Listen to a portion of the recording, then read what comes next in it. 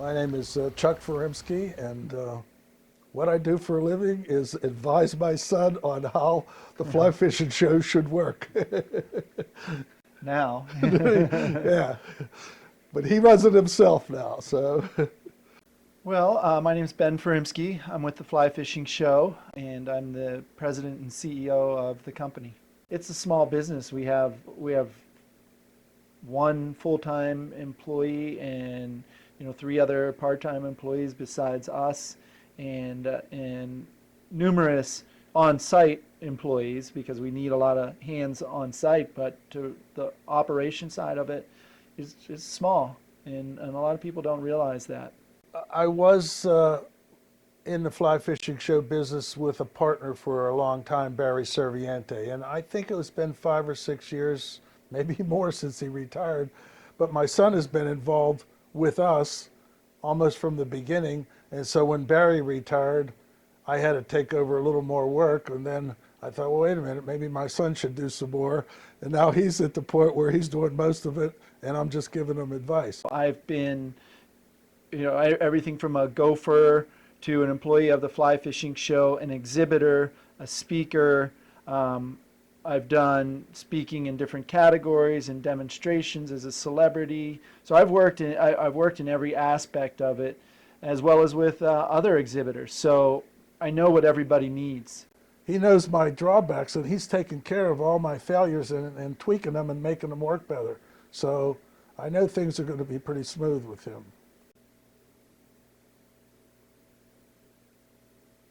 The fly fishing show is special to its attendees because it's the largest gathering of fly fishermen in the world. You can see more product in one place than any store has to offer. You get to meet the people, you get to meet guides that you may want to book when you're going on a trip somewhere. So you already know them before you just book it and show up and decide that your personalities don't match, perhaps.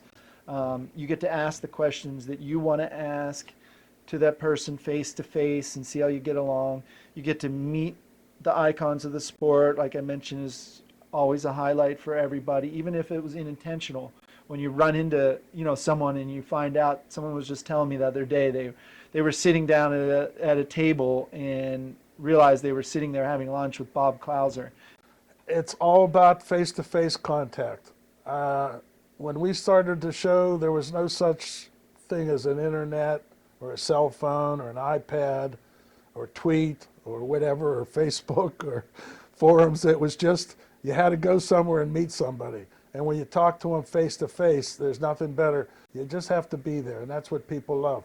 And we ask people those questions, and we ask them, what's the thing that you like most about the show? And it says, we just like to meet our friends and talk about fly fishing, listen to all your seminars and look at all the new products. It's a combination of everything, but it's the personal touch that you get to spend with other people that love the sport like you do. Yeah, probably a lot of people comment that we do the surveys and ask all the reasons that they like to attend. Do they want to come see products? Do they want to see celebrities and seminars and all of that? But almost everybody adds on their own that they just love the fact that they can get together with all the other fly fishermen and talk fly fishing and get excited for the next season. You just can't get as excited about it on your own just watching something on TV or on a computer or reading about it in a magazine as you can with 10,000 other people doing the same thing. The excitement level is that much higher that everybody just enjoys doing that with their friend, and the social aspect of it is huge.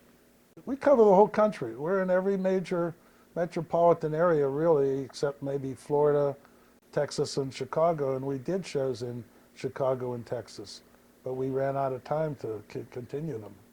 There's something every show, really, that you remember, or it could even just be something that you learn as simple as a fly tying trick that after having tied flies for 36 years, someone shows you a little trick and you're like, oh, that's great, that's brilliant, I never knew that. And that could be, very significant.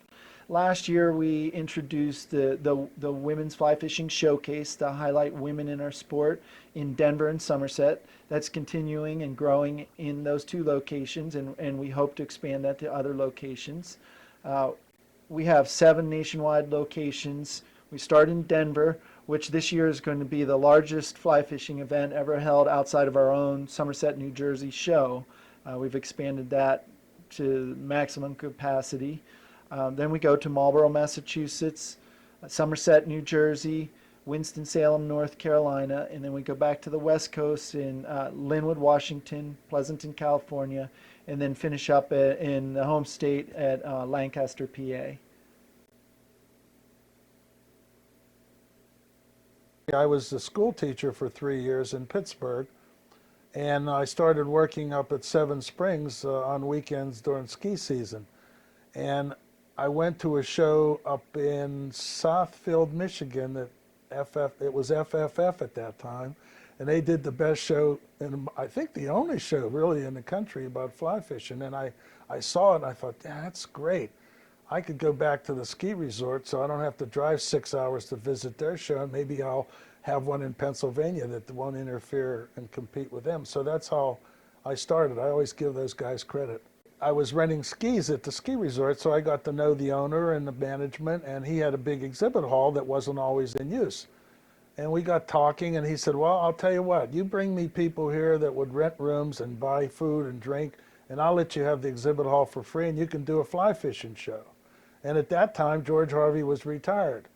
And he still had that spark to teach people, but he didn't have an outlet. So I said, George, how about coming to Seven Springs, and we'll do a fly fishing show? And I got Lefty Cray to come and Ed Jaborowski. And I have a picture of you. We started with the Trout Masters Yeah, the Trout weekend. Masters weekend was the first thing. It was just 14 people in one weekend. And then Lefty said, you know, how could we get more people? Because we just wanted a bigger audience to learn fly fishing. So that's when I started. It's called the Fly Fisher Symposium. And it went over big the first year, and the word spread like crazy, and everybody had heard about it. So it became real popular immediately at Seven Springs. And it lasted, I guess, about 5 years. And then what happened, Barry Serviente and I decided to become partners, because he did one other show that was going on at the same time in Pennsylvania that I had no idea. He didn't know me and I didn't know him. I thought, there's another guy doing the same thing that I'm doing. But I took credit for being the first, because I was in April and he was in May or July. I can't remember, May, June. It was in July. So anyway, we met and we said, let's do a show where there's a bigger population, because Seven Springs was in the mountains and people had to drive there from major cities. So we looked at the map and we realized that the biggest population was around New York, New Jersey area. So we thought we'd do a show together there, and that's when we did the Somerset show.